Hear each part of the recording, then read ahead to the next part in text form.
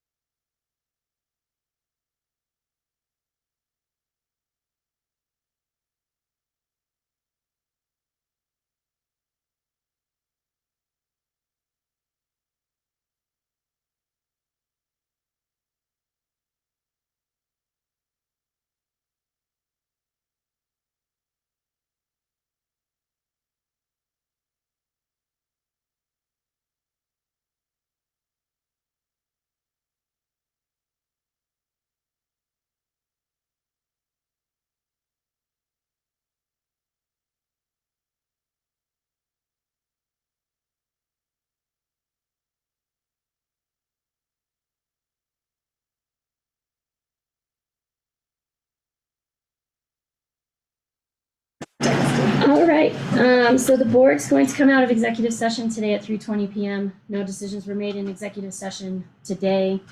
We've instructed the county manager to post a subsequent meeting tomorrow at 4 p.m. To go back into executive session, pending any information we receive between now and then.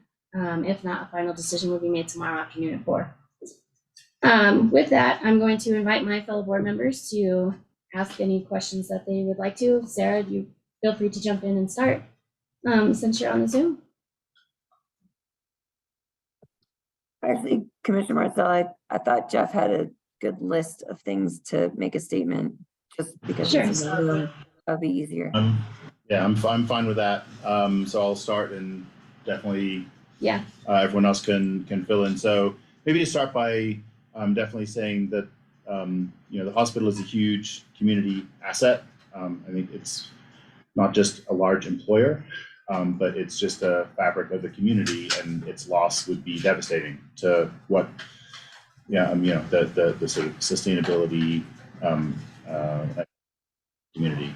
That being said, I just want to sort of make sure everyone on Zoom and in the room understands it is it's a special district. It's fully independent from the county, has its own, claim on Lake County taxpayer revenue, its own revenue streams. And again, just say that it is an independent entity with its own elected board. A huge question I have is from information we've received from the hospital. There is a large existing fund balance, in fact, larger than the county's. And I don't understand why it has not been possible to free up some portion of that to solve some of what we understand is a relatively short-term cash flow issue.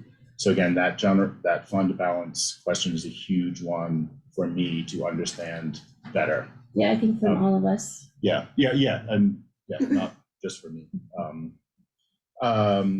Another point I just have to say, I find it kind of outrageous that the hospital would put the county in this position with this ask. 72 hours before payroll that it was not foreseen that there was not cash on hand for this. Yeah. I can't fathom that. Another point, from our legal advice to date, we do not see a legal way to advance money to the hospital from the county in any way that protects our ability to recoup that in the future. We're working on that, but right now we don't see a way to advance money in a way that we have clear way to recoup that, which means that it would essentially be a gift to the hospital from county taxpayers. Final point for me, for turning over to fellow commissioners, is I feel like the Board of County Commissioners has a duty to protect our county employees and our ability to make payroll, our fund balance, our taxpayers. We have some very significant priorities for the county. We need our general fund intact to be able to have a chance of meeting those, and to put our general fund in jeopardy with, as I said before, not a clear path to being able to recoup that money is challenging for us. So I will close with that. Sure. And turn it over. I just think, to add to Jeff's point, we do have a constituency to serve as well that we need to be mindful of. And not so many months ago, there were 2 employees in this room that sat with us and asked for $700,000, knowing that there were 2 days of cash on hand. I'm sorry. Kat and Randy. So it's not like this should be a surprise to anybody at the hospital. You had 2 days of operating cash on hand months ago when we met, and we were asked for $700,000 of our ARPA allocation to bring in a new clinic of behavioral health specialists. And we asked questions back to the hospital and the staff of, what's the plan? You can't make payroll now. You have 2 days of operating cash on hand. What's the plan with this other clinic? We never received any response. And for those employees to sit with us and say that there were 2 days of operating cash on hand and the board not to know that is pretty mind-blowing, I think, to me.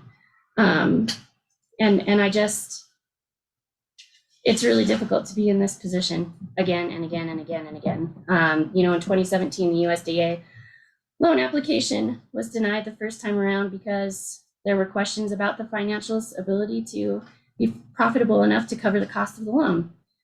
And so it's a continual path, I think. And I just have so many questions about the financials that we were able to look at today, and about the questions of what the $480,000 is actually going to fund, that it's difficult for me to make a decision without having that information. So I received a letter from Francine that said 2 pay periods in December. The financial information we got from Kelly's demonstrates 1 pay period in December. The fund balance demonstrates that there's millions of dollars in the bank somewhere that's being carried over year after year after year. And so I think without having that information, I'm not exactly sure what to believe in terms of the financial picture of the hospital in general. Yeah. Sarah, do you have anything to add to that? Yeah, I think just to excuse me, reiterate Commissioner Fiedler's and our question about that fund balance from what we've received, but also we'd love a response today to better understand. It seems to us like if this request is making your financial position better for lending, we're in the same exact position as a county to look good and to pursue our huge initiatives. So I don't know that we're in the position to do that. And also we're curious about the purpose of your meeting this evening. As on there is a number of decisions for pursuing loans and other lending. I also, I guess, maybe to touch on another, what we noticed in, I can't remember which document, but you'd be coming back to us in January for a note another request, additional request for lending purposes. So I think we'd like for you all to speak to those 3 or 4 questions.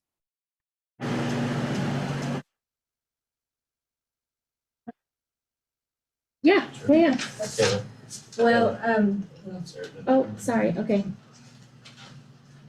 I hate to say it and I'm dumbfounded. I don't know what the $1 million in a fund balance is that you're referring to. We have to have a debt service fund for the USDA loan. I don't believe that is the money that you're referring to because we believe that that money was cleared out by the prior administration. I'm sorry, I can't answer that question for you.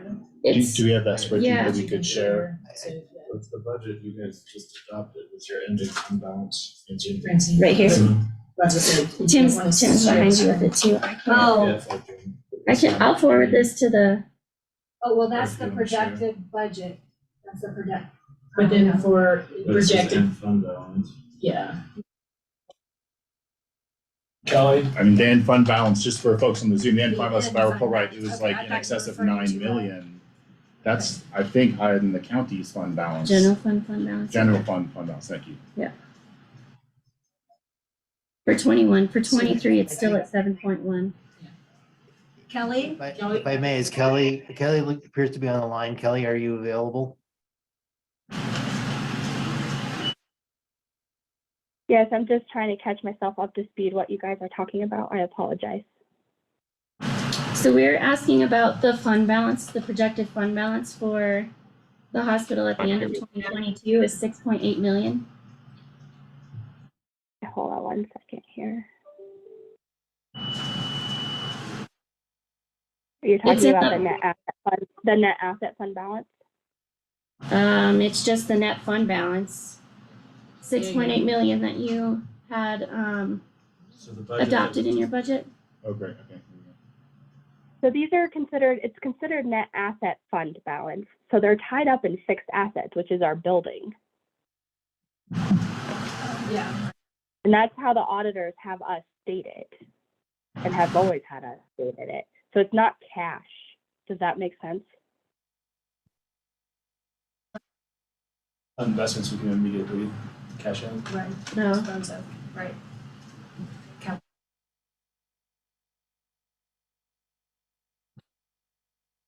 It's helpful to know that. Yeah. Is there a line item somewhere that is something more akin to like our general fund balance or, you know, more potentially liquid funds? Yeah, so for cash balances, that's what that 120-day cash flow is. We have zero. I mean, we literally have no money in the bank after all payments go out the door, which is why I gave you that 120-day cash flow. That is our liquid cash that's available to us. There is a debt reserve fund that has 260,000 change, but that is a requirement based upon our conversation with Colliers and them holding the funds for not going and debt. But we don't have formal fund accounting like you guys do as a county. Since we are a special district, we're more quasi GASB reporting as it relates to fund accounting. I just want to clarify that the district, yeah, it does have funds that are sitting there as part of the USDA loan, and the district cannot touch those funds without authorization from its lenders. What does a bankruptcy picture look like for the hospital? Does that present an opportunity for the hospital to be purchased or partnered with another hospital in the region?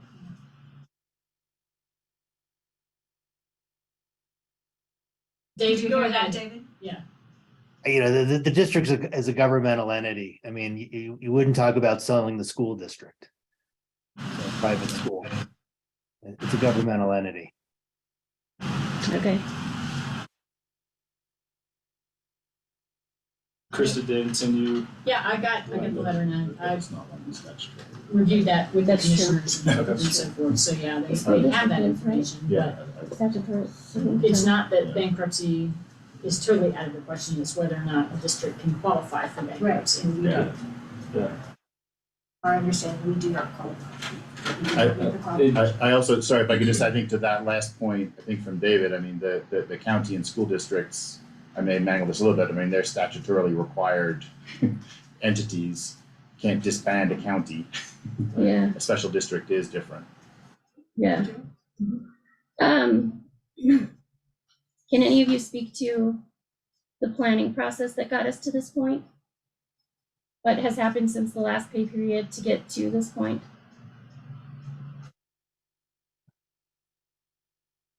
And I see that our $480,000 adds to the cash on hand that you go into January with, correct? Yeah. So without that $480,000, you could theoretically still make payroll? Yeah, because if that's being expended, you wouldn't have it on hand January 1. Yeah. It's gonna be spent for December payroll. Yeah. Correct, which is what we said yesterday. The intent is to provide payroll through the end of December with that money. And then looking at, we have been looking at a tax appreciation note. Again, as Kelly stated yesterday, moving forward through January to help us through the first quarter. And she has been working with Colliers, who also assisted with our USDA. And if I may add on to that comment by Francine, there was a question from one of the commissioners about the district approaching the county in January. That tax anticipation note would be borrowing from another lender. It would not be the county.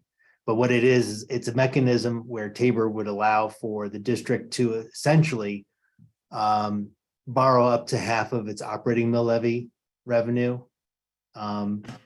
in January, and then it has to repay that money back by the end of the year. And because it's a single fiscal year obligation, it does not violate Tabor, and that would be a cash infusion that would assist the district because of the timing of property tax collections, which generally don't start coming in a large way for districts until effectively March. So in December, would we be here again in 23 because you take your property tax early? Or is there a plan to smooth out the cash flow for next December? You can include that. Kelly should address that. Yeah. Yeah. They take all of your there's revenue. lots of plans. Can you hear me okay? Yeah. Go ahead. Okay.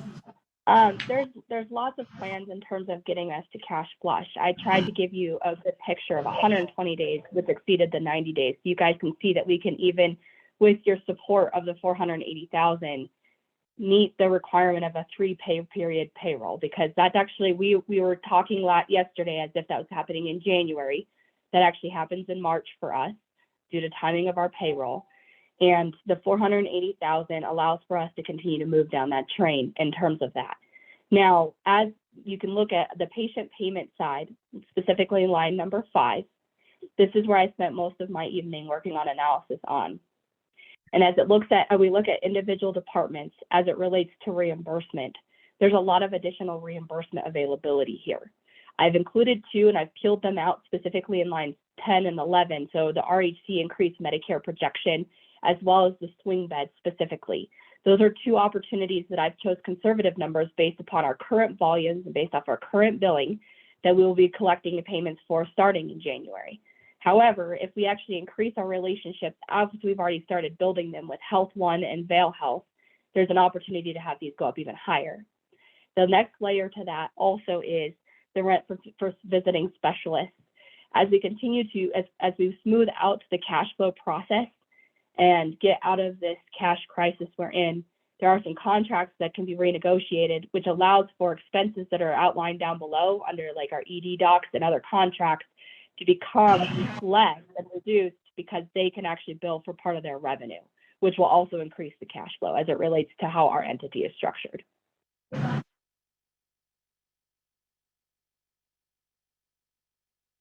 Okay. step in just for a moment.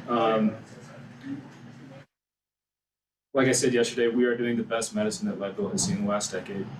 And in that decade, we've had 11 different CEOs. The management and consistency that has existed in that time, we are at a turning point to rebuild and redirect in a new direction. But our medicine, our staff, who are just as Leadville is fiercely Leadville, they are fiercely the staff of St. Vincent Health. You got to take care of them to get through this stopgap, through this chasm. And when we get to January, we're going to be able to have a lot more serious conversations with final details on what the next chapter of St. Vincent looks like. So, thank you. Thanks, Jonathan. Any more questions around that? No, I don't think so. Sarah, do you have any questions around that information in particular? No. Okay. I just want to be crystal clear, based on your letter from today. So the request of $480,000 is to make payroll for the month of December. Correct. Okay. So what, are you anticipating January 1st that the tax anticipation note will be done and will be flushed with cash? St. Vincent Hospital District has a history of coming to the Board of County Commissioners and asking for money. So can you clarify that to me? To my knowledge, that's been once, and in 2015 to ask again for a tax anticipation note to meet payroll was a short-term note. There's been, and you referenced the our staff coming to ask for money. I apologize, the board was not aware of that.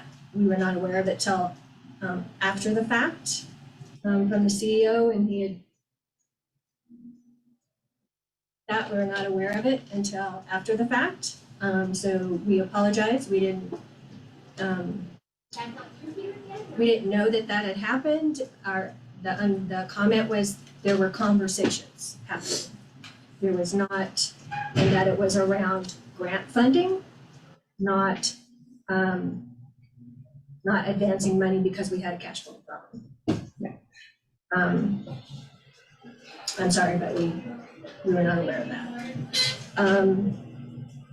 Unfortunately, there were a lot of things that were not shared with the board, a lot of lack of transparency, inappropriate financials. We had a onboarding of a new financial system that wasn't generating reports. They couldn't get payables into the system.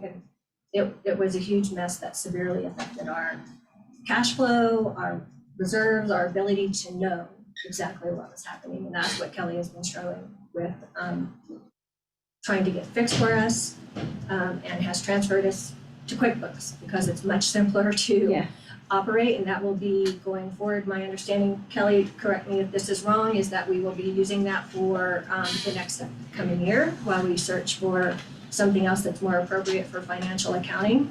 But to get true up the numbers, they have been spending hours and hours and hours trying to get this into the system.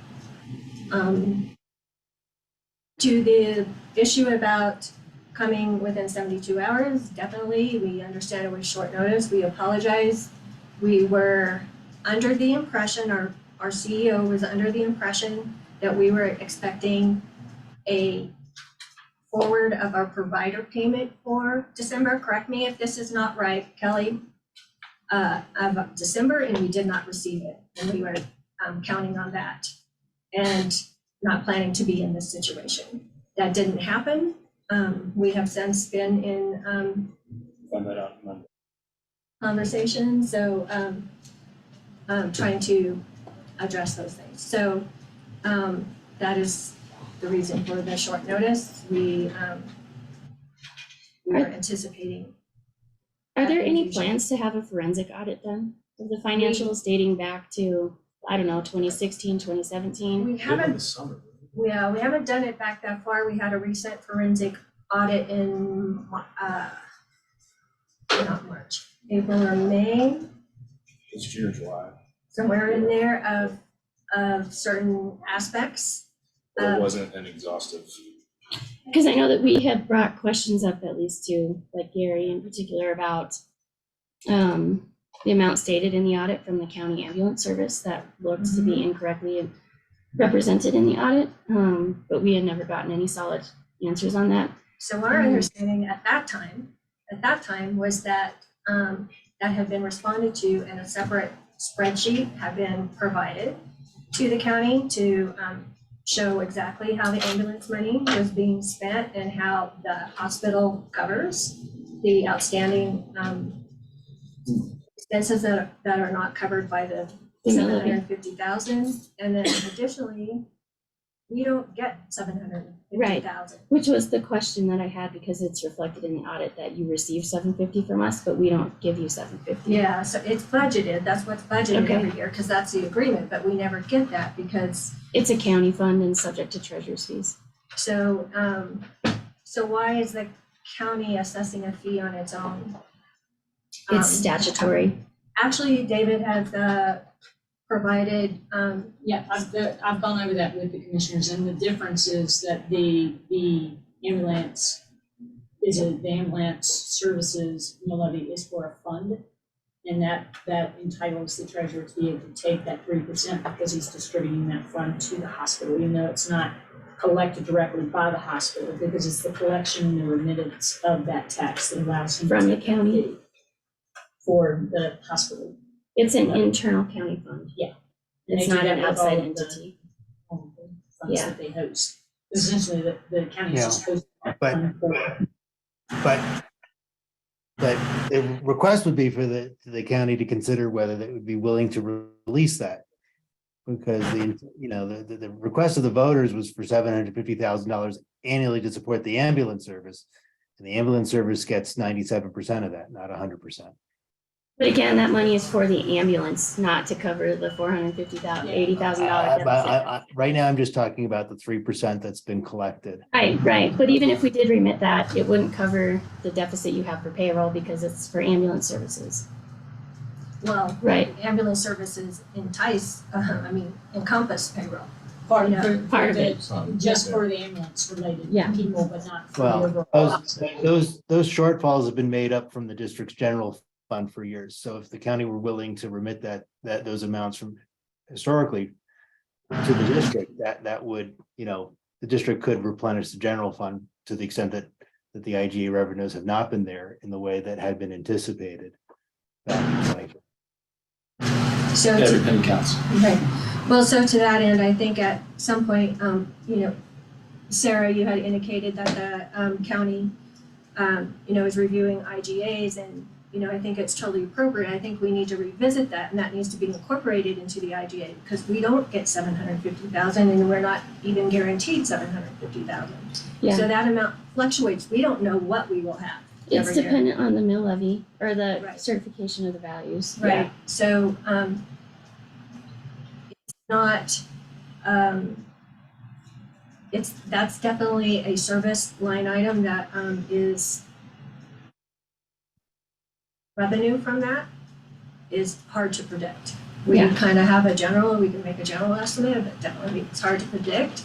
And it comes nowhere close to covering the expense for operating the ambulance. Right. I just wanted to add to the IGA, yes, where it says that the county will pay the $750,000 in one provision. It also goes on to say, notwithstanding anything inherent to the contrary, the county should have no obligation to pay the district more than the amount which the county collects from the full ambulance services and mill levy up to the 3.8%. Yeah. So even I though, understand. I guess perhaps it was hopeful that it would equate to the $750K a year, it hasn't. actually Right, but been- then, so how do you budget that? Question mark? So we have to budget something, we're required to budget something, so we budget it based on the $750,000 that's anticipated to be received. But so that's just kind of a side note for later. Yeah, Maybe we can revisit that, but, so, I mean, we get calls pretty frequently, every month at least, from the hospital asking for their entity check. So I don't know if the cash flow problem is something that will be resolved or has been worked on because it's been consistent for years. And I well, think Patrick can. we do depend on the check, we always have, we can't operate the ambulance. No, I know. We can't absorb that entire cost. of operating the ambulance. I mean, the entity check for all of the tax to the hospital. Oh, I'm sorry. So it's, I mean, we get phone calls pretty consistently asking for money, when the money's gonna be remitted, when the treasurer's gonna close out his month, which he has until the 10th of the month to do that. But we get phone calls pretty frequently from the 1st of the month on about how long it's gonna take to get money to the hospital. So how long is the anticipation to remedy cash flows in the long term past the 120 days?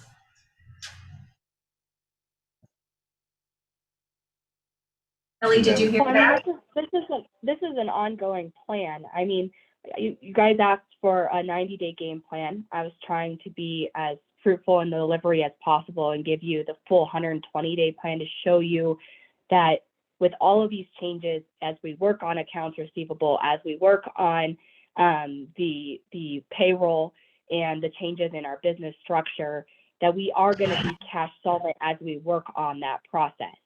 And then with the TAN, as it relates to back payment for our liabilities, that's where that comes in to help us with that process.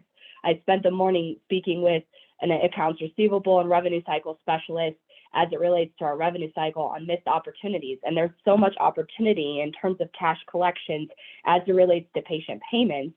And so that's, I mean, but those are things that I can't quantify and give you an exact dollar amount, which I know is what you guys are wanting as an assurance statement. But we have to go in and look at individual claims, denial rates by claims, contractual adjustments as to why they're related by payer, and do the analysis at that level. With the short notice that we've been working through, I haven't had the time to do that. But I can tell you the patient payments that I put down are based upon the service dates and services that we have rendered, the behavior patterns of past patient counts by departments of the departments that we have retained and are going to retain. And that's what I shared with you today. But there's so many opportunities to continue to improve that revenue cycle, and the help is coming. The hard part is the individual that's coming to support and then finish the analysis for the AR cycle and be able to help us work with those payers. We're dealing with the holidays. And so in January, all of them come on site and can support us, and they're resources that were recommended to us by the state. Okay.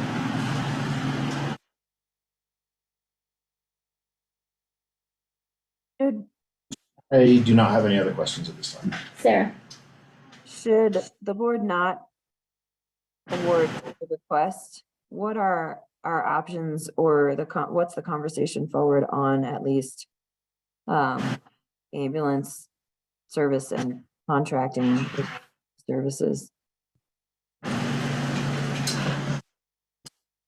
Well, obviously, if we can't make it through payroll, we'll have to take a hard look, and because that, 10, I believe it's 10 employees for the ambulance won't be getting paid and services won't be happening. And you guys ultimately have the responsibility to provide those services, so we will have to discuss a transition plan is what I'm guessing will have to happen.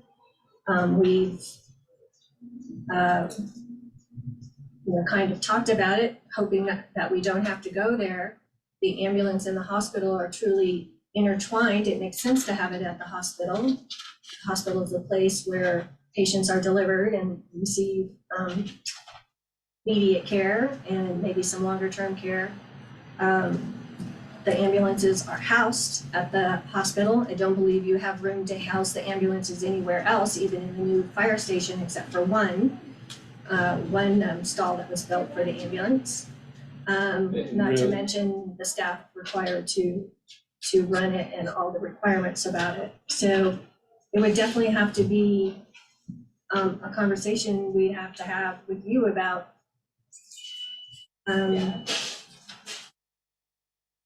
how we make that work. Okay.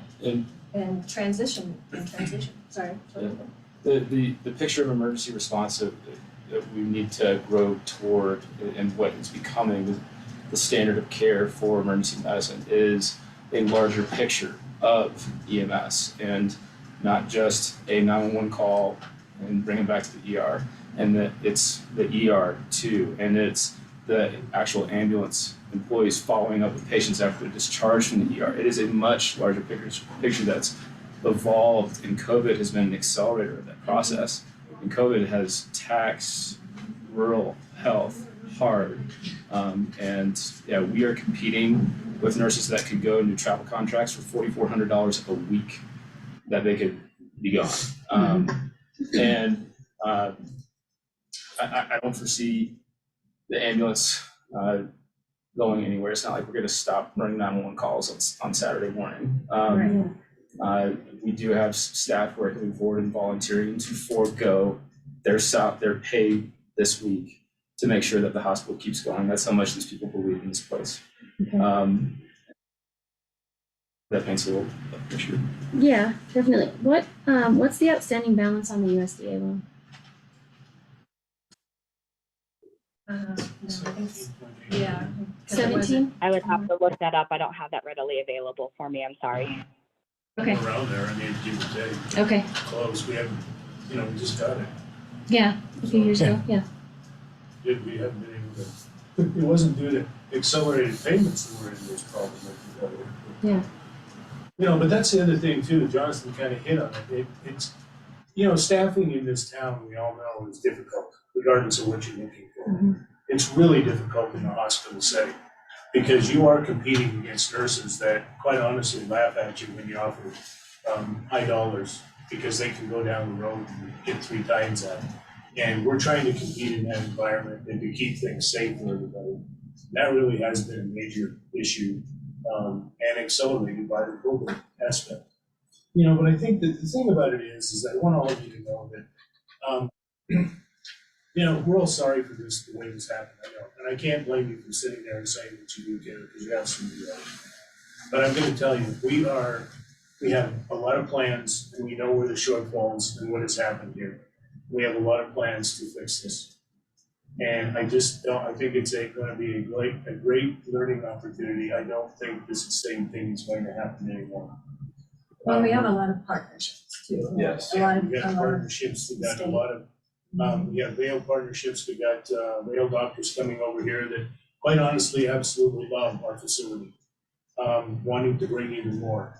We have a state-of-the-art surgery suite, there is no doubt about it. But we got a beautiful hospital, and people are going to get in there. And now we have people that are going to start trying to, we're trying to get this swing back going, which quite honestly, there was never a really great effort, in my opinion, given to that swing bed, because we had off-site case managers, now they're on-site. And, we were trying to expand into many different areas, which we shouldn't have been doing. Mm-hmm. Bringing it back to the basics now. We're not saying we're going to become something we can't be. We're trying to bring it back to the basics. the partnerships include partnerships at the state level and at the community healthcare associations and things like that are really reaching out and stretching, and are hoping to see support from the county so they don't feel like they're stretching by themselves. And Kelly's laid out a plan, and we hope that the plan will accelerate even faster than she's laid it out, because she's used very conservative estimates, and she's used the anticipated increase in the Medicare provider fees and reimbursements we're supposed to get. There's a number of things that will happen in that first quarter that should generate cash flow. Now, is it going to be millions of dollars of cash flow in the first quarter? No. Yeah. But it should really help turn the ship around. And we have gone from, I think, 150 FTE to 117 at our last board report. And we have initiated contraction. Okay. And so, as like most businesses, the employee payroll is pretty much the highest expense. And we are significantly reducing that. That will continue into 2023. We'll continue to look at productivity models and right sizing for various departments.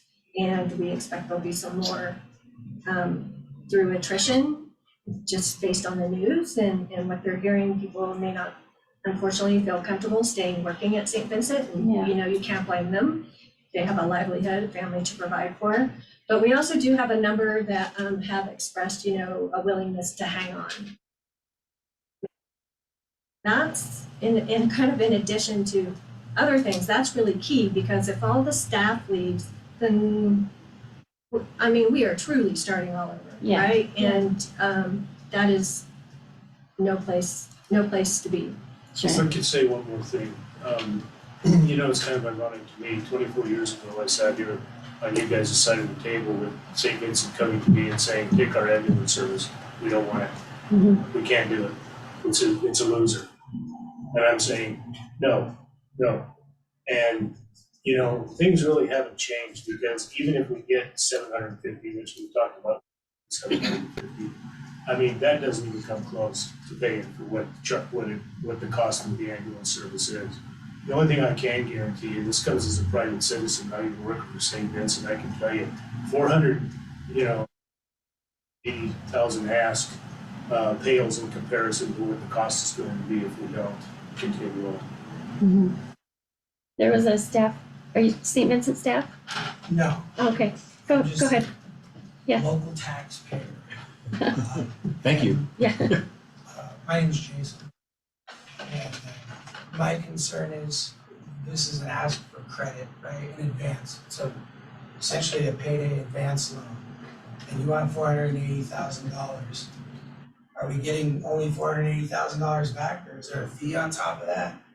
If we're advancing monies, shouldn't there be more associated with that?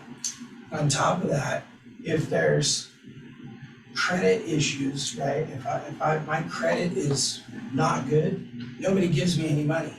And right now, what I'm hearing in the last 24 hours, or 28 hours since the meeting yesterday, which I watched today as a recording, doesn't sound like you guys have great history or track record. So why would money be advanced?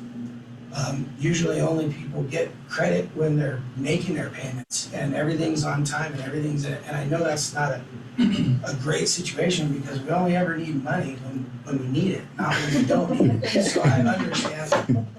And I applaud all of the emergency services, and, you know, my wife was just at the emergency room not too long ago.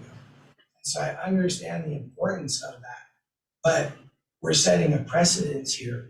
And that's my concern as a taxpayer, is for the Board of County Commissioners to just say, hey, we put in this situation to give this money ahead of time when plans for that. Actually, may I correct? Yeah. So the funds we are asking for are funds that we would be receiving anyway. And so we're asking for our advance on funds that are legally and through an interagency government agreement to come to us. And so we're really not asking for a traditional loan. We're asking for advance of the money that will come to us in 2023 anyway. We're asking for it to be advanced early, or in the case in January, that money will all, again, Kelly, help me with this, but generally the first large infusion will happen in March. So there can begin And I understand that, but if I go to my employer, it's gonna laugh at me if I say, I need a couple checks advanced to me. I haven't done the work, and I can walk. You all leave, I'm guessing you're on the board, you could leave the board, you could leave your positions to a better job somewhere else that nurses. Research live. Well, that's true, that's always true, anytime, whether we're in a Right. good cash position. And so I hear a lot of, we're hoping to turn this around, we're positive, and I'm positive too. But like the reality is, there is no guarantee. There's no guarantee. Tim mentioned yesterday during the meeting that there could be employees that leave. How are you gonna replace them? And so do our services go down regardless if you get this money to pay for 1 month of payroll? And so I think it's gonna be very difficult for the board to decide. And, I have faith in them, but You don't want to Yeah, trade us positions? Yeah. You want to trade us It spots? was a difficult decision. It was difficult for us to come as well.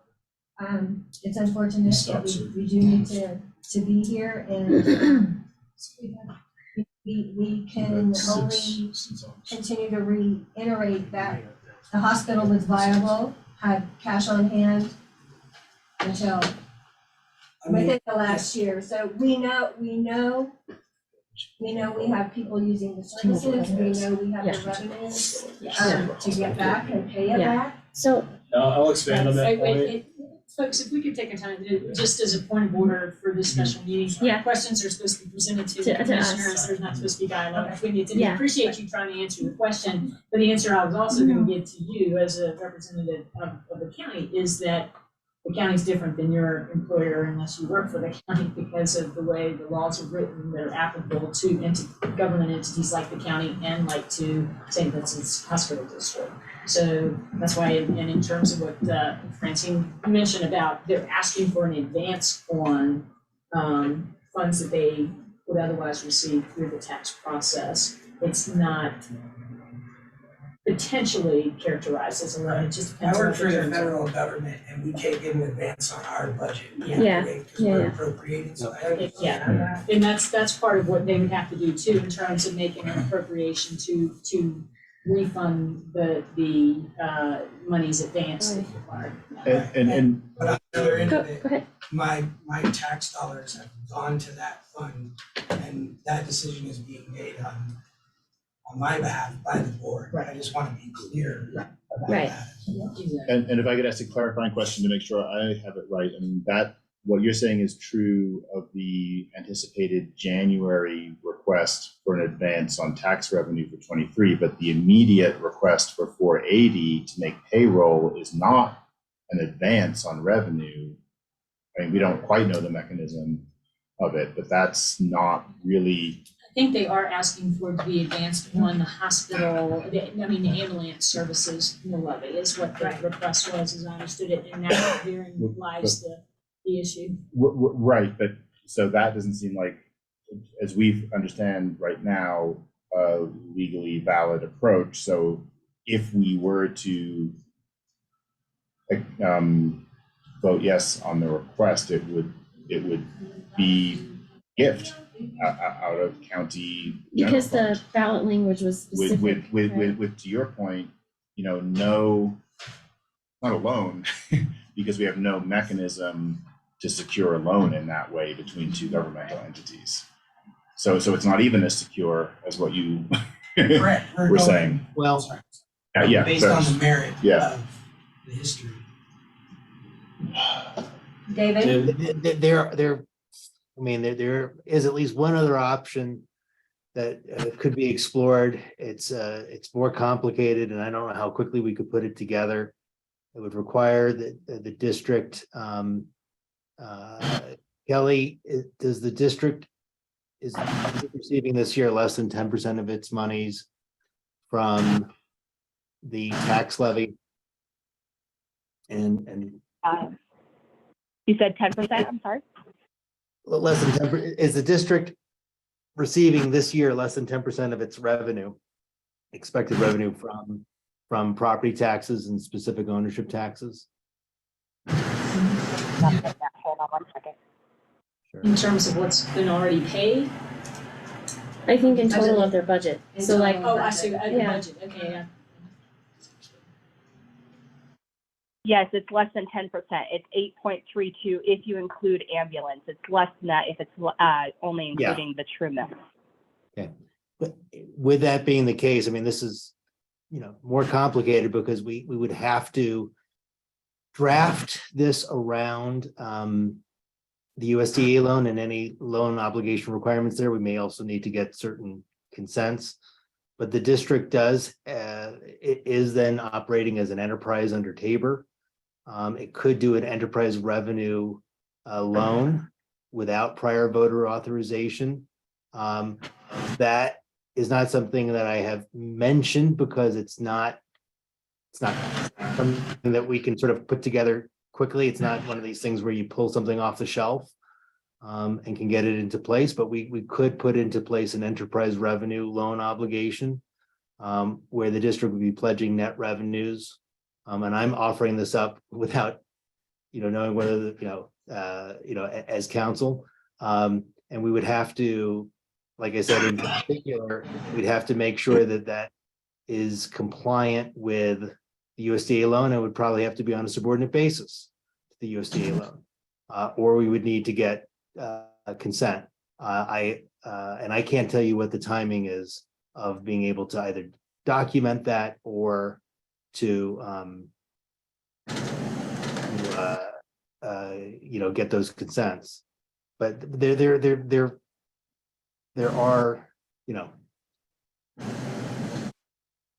yeah, I mean, that would at least be one option, but that is complicated. And the issue here is trying to come up with a solution in a very short time frame.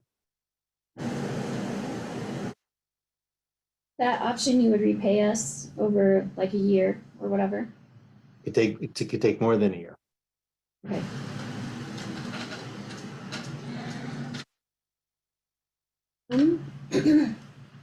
Anything else? I think I'm out of questions. Sarah, do you have any questions? What's the anticipated topics tonight? I did have one other question, just looking over my notes. So sorry, Sarah, I think you can come back. So I think you mentioned earlier that you were anticipating receiving, I probably have this wrong, a service provider fee or something like that for December. Can you share, or could you share in the next 24 hours, is that what is the holdup on that? Is that going to come in any day now, or did something more significant happen holding that up that it might not arrive in December or even January? Can I talk about that, please? Yeah. Yeah, so as you can see on the 120-day cash flow sheet, there's the provider fee less their processing charge on there. So the provider fee is part of it, but all of this comes down to timing.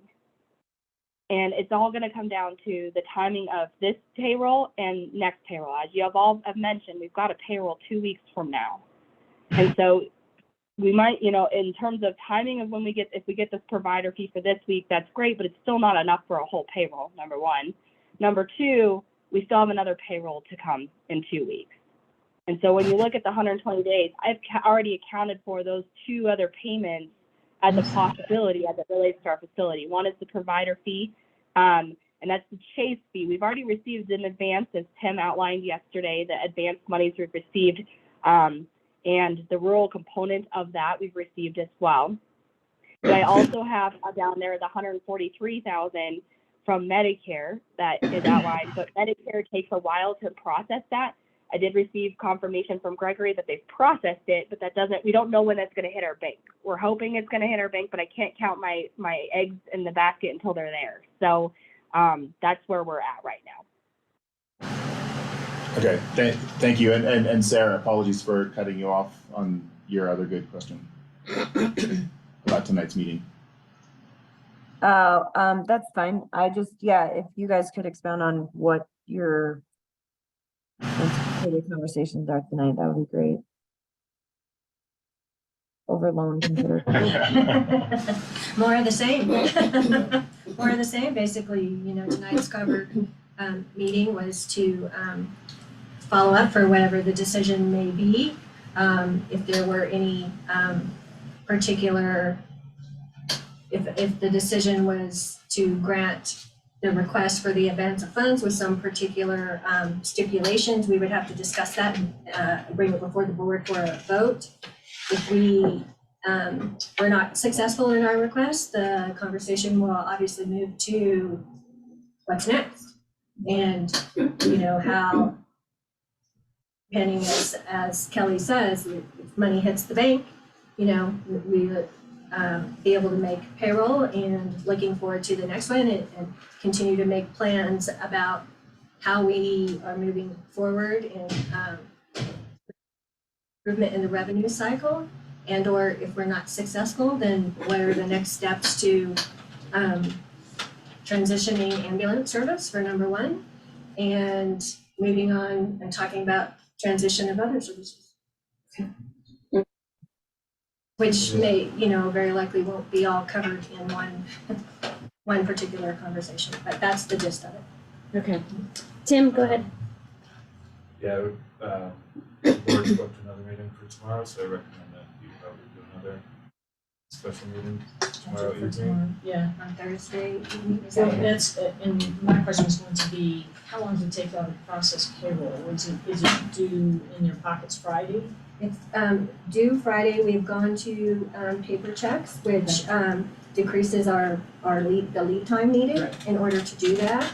And the staff is aware of that. We've done that a couple times already, and Kelly and the leadership team have made that announcement that moving forward, until things are stabilized, we will continue to do paper checks. Paper checks, so you can process those. So my question about that is, so if we have the second meeting tomorrow afternoon and then y'all have a follow-up meeting and stuff, how quickly would it allow y'all enough time to process those paper checks to pay Friday?